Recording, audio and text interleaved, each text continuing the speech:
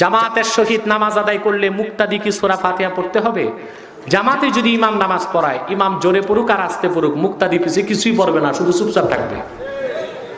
এই ব্যাপারে রাসূলুল্লাহর সহিহ হাদিস, ইন্নামা জুইলাল ইমামু লিউতাম্মা বিহি ফাকিরাতুল ইমামে কিরাতুল্লাহ।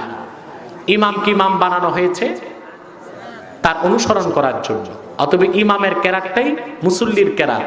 ইমাম জোরে পড়ুক আস্তে পড়ুক, মুসল্লির আলাদা পড়ার কোনো দরকার নাই। সোহাগ হোসেন আমাদের সাথে যুক্ত হয়েছে। জামাতের শেষে 2 রাকাত ইমামের পিছনে মুক্তাদিকে সূরা ফাতিহা পড়বে, ইমামের পিছনে পড়ছেন, তখন কিন্তু আপনি সূরা কেরাত পড়বেন না, কারণ কেরাতুল ইমামে কেরাতুল্লাহ, ইমামের কেরাতে আপনার জন্য যথেষ্ট হবে। আপনি সামনে যেভাবে পড়বেন না, পিছনে শেষের 2 রাকাত সূরা ফাতিহা পড়বার দরকার, ইমাম সাহেব পড়বেন।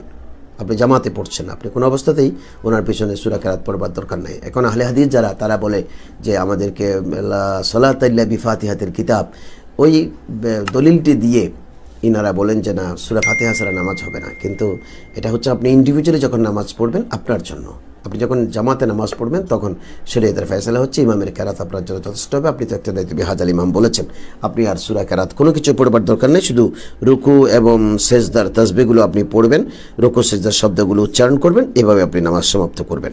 বিশ্বনবী নিজেও যদি সূরা ফাতিহা ছাড়া নামাজ পড়ে, ওই নামাজটা হবে হবে না, কারণ বিশ্বনবী নিজেই বলেছেন লা সালাতা লিমান লাম ইয়াকরা বিফাতিহাতিল কিতাব, যে ব্যক্তি সূরা ফাতিহা সালাতে পড়ে না তার সালাত হয় না। বিশ্বনবী বলেছেন এটা হচ্ছে আফদালুস সুয়ার আযমুস সুয়ার, বুখারীর বর্ণনা, আযমুস সুয়ার মিনাল কুরআনিল কারীম, কোরআনের সবচাইতে দামি সূরা। যে সূরা ছাড়া নামাজ হয় না, সূরাটার নাম মুখস্থ আছে না সবার? उस आदमी की नमाज नहीं होती जो आदमी अपनी नमाज में सूरह फातिहा नहीं पढ़ता।